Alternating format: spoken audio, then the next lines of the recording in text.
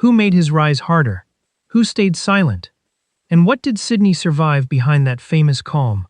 Join us as we uncover the real truth behind Sidney Poitier's unforgettable life. The baby who was not expected to live. Sidney Poitier's life began in a way that almost sounded like a dramatic movie scene. He was born on February 20th, 1927, in Miami, Florida.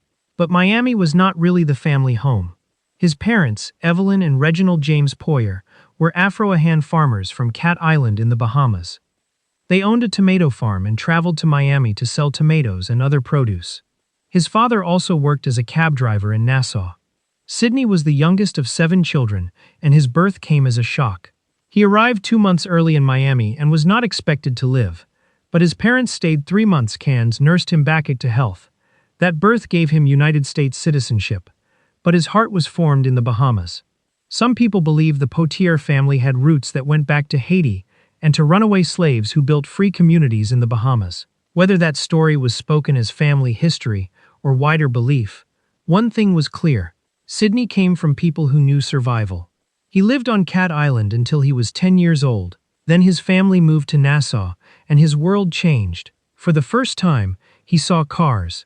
He saw electricity. He saw plumbing, refrigeration, and moving pictures. Imagine that. A boy who grew up with so little suddenly saw the modern world opening in front of him. He was raised Catholic, but later became agnostic, with views closer to deism. But before Hollywood, before the Oscar, and before America saw him as a symbol, Sidney was just a Bahamian boy, learning that the world was much bigger than the farm he came from. And soon that world would show him its beauty, but also its cruelty. The day America showed Sidney its cruel side.